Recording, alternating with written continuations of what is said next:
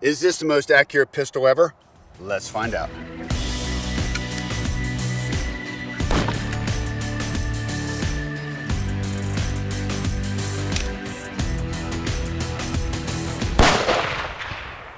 This is the iconic Encore handgun, obviously a modular design. We have a custom 6.5 JDJ barrel on it in 12 inches. We have custom crusher grips on it. You can see the frame has been engraved, topped with a loopholed scope. So we're gonna shoot this out to 500 yards and prove to you that this is the most accurate handgun in the world.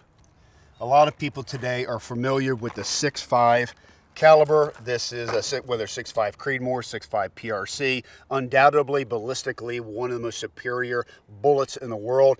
We're loaded here with 143 grain Hornady ELDX, but this is chambered in 6.5 JDJ, which is built off the 225 Winchester case, neck down to 6.5. J.D. Jones was a pioneer of this case and also one of the pioneers to hunting handguns.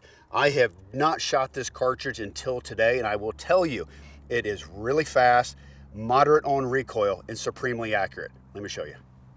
So we have the gun on paper now, just getting it dialed in at 100 yards before we stretch it out to 200 yards. The recoil on this cartridge is not bad at all, but for shooting long range with 4 power, it is definitely a challenge. And shooting a handgun in general at long range takes a lot of skill. Here we go. Nice. These crusher grips definitely help. Now, the way they were designed is actually to shoot offhand in hunting situations where you get a push-pull effect, where you can hold the gun out like this and you push with your trigger hand and you pull back with the other so you get a steady hold. Today we're going to be shooting off the rest, but having a beefy rest like this with this palm swell in here in the grip area really allows me to hold the handgun well and stable. And of course, having a short 12-inch barrel gives you that supreme accuracy. The gun's balanced really well. We'll check to see where this hit. Stretch it back out to 200 now. Shooting a handgun is challenging unto itself, and a lot of people shoot handguns. They shoot iron sights, they shoot red dots. But shooting magnification is tough to get that eye relief exactly what you want. And then to use only 4 power to shoot long range is definitely a challenge. Now they do make scopes higher magnifications, 2 to 7s, 3 to 9. But what happens is your field of view gets really tough. Your eye relief becomes really critical. So for me, hunting applications or just target shooting like this, 4 power really looks good, fits well on the gun, balances well. And for me, optically is the easiest one to shoot. You look at my group here, this is really a pretty good group. So I started here in the upper left, then I made my adjustments and I went too far and I went over here to the right, and then I made a couple adjustments back to the left. So I'm 1 inch high, 1/2 inch right, and again with 4 power shooting a handgun at 100 yards. I'd say I'm dialed in right now. So from here, we're gonna put everything in the Hornady Ballistics app, understand what our bullet drop is, then walk back to 200 yards. 200 yards. So on the Hornady app, I put in all the information. So it's telling me at 200 yards,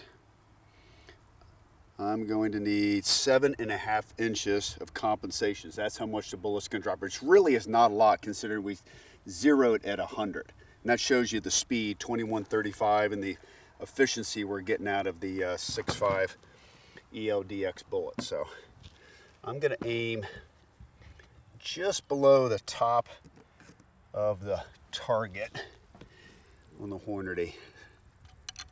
That should work perfectly. So that target top to bottom is about 6 inches, so I need to be right at the crease on the top. Oh, let's see how well I can do. 200 feels far with 4 power. Can't imagine what it's gonna look like at 500. Fire in the hole. Well, let's check it out. Let's see if that was a whitetail. I would have killed the whitetail. Just a touch high and a touch left, but definitely in the kill zone. So now we're gonna move the target to 300. Try a second shot. All right, 300 yards. Now it's getting to be difficult. My aiming point is a black circle with a small red dot that's about 1 foot in diameter. So that's what I'm aiming at. And then I have my Hornady sight-in targets below that. So I've got 25 inches of drop. And because of the style of this scope, I can't turn my turret. So I'm used to, on my rifle, my muzzleloader, I'm dialing in for my bullet drop and my windage. So I've got about 10 miles an hour, quarter value wind, so about 7 inches of wind drift, 25 inches of drop. Let's see if I can do it.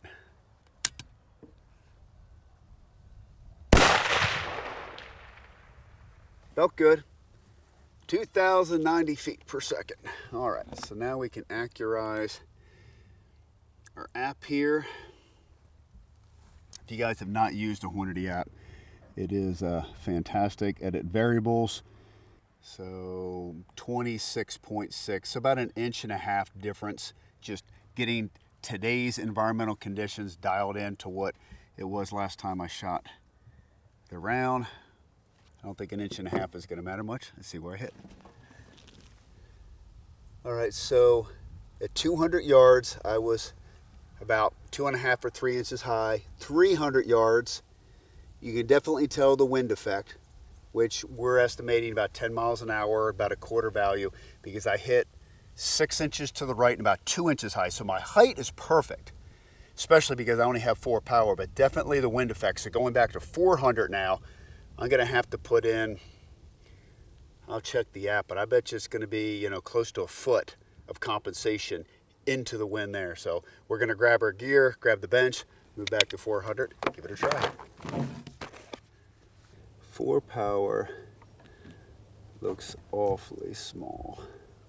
I can barely see a 1 foot dot at 400 yards. Definitely not ideal for this, but that's what we've got, and that's what we're gonna shoot. I'm gonna have to give it a fair amount of wind correction. So there's a lot of dynamics going on right now. Obviously range is consideration because of the bullet drop. We're looking at probably 6 feet of drop without having to compensate in the scope. It's getting warmer today. The wind now is shifting more to full value, so I'm gonna need probably almost 1.5 feet of wind correction. So I'm gonna have to go into the wind to the left. And then obviously the magnification, what I'm aiming at is a foot like this, but I can barely see it. Fortunately, I've got a big piece of cardboard, so I can frame up the reticle in the cardboard as far as, you know, the squaring up the crosshair, and then just look for the little dot. So give you a perspective, this 1 foot dot, in my mind, is equivalent to looking at a 1 inch dot at 100 yards. A lot of form that comes into shooting a handgun at this distance. Head alignment, grip pressure, recoil. You know I'm gonna hit this square in the bullseye. Broke perfect. Now I don't know if I'm gonna be able to see this in the spotting scope. That is a small hole. We may have to run down there. I'm really pleased with that. So there is our aiming dot, give you an idea. And this is where I hit relative to the target. So the wind I almost caught perfectly. So I was right on the edge of the cardboard here. And then I'm only like 8 inches high. Now, obviously some of that is how I'm gripping the gun, but I would say from a compensation standpoint, I'm gonna just come down 6 inches. I'm gonna take a second shot, give it a little bit less wind. My goal is to hit this target, which is 12 by 12. So to me, if you can hit a 1 foot bullseye at 400 yards with a handgun, that's pretty impressive. All right, second shot, 400 yards. So we were a touch high and a touch heavy on the wind. So that should give us our height. That should give us our wind right there. Goal, hit the target. All right, fire in the hole. That should do it. See if we can see it. If not, we'll run down and then we'll move back to 500. That worked exactly as planned.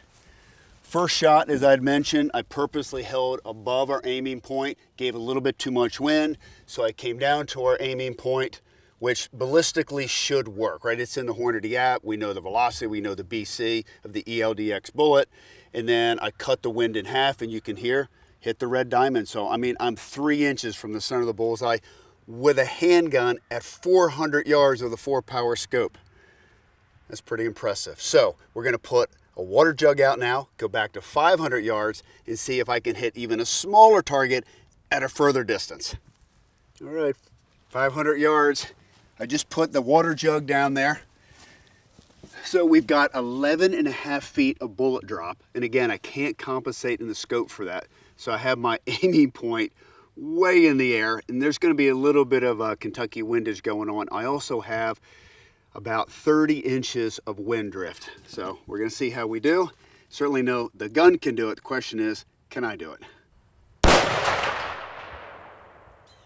No, not hit the water jug. My flag is going left to right here. So my guess is the wind probably got me. I don't know whether it picked up and shifted me to the right. I did give it a couple feet to the left, so let's give it another shot. All right, it felt good. Felt good. Got it, second shot. There is no water jug. It's just splattered across the cardboard. 500 yards with the Encore. Well, I still have a few rounds left. Let's shoot a 3-shot group. I don't know. I know the gun can shoot well. Now with this little bit of wind, if I could shoot a group that's 6 inches or less, I'd be impressed.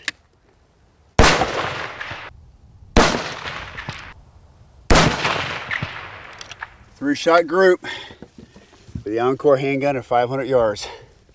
Let's walk down and see how we did. Pretty incredible group. Shot 1, 2, and 3. So 5-inch group at 500 yards. Minute of angle. You can't beat that. With the Encore handgun, chambered in 6.5 JDJ, customized receiver, customized crusher grip. So it does prove to you the Encore is the most accurate gun in the world.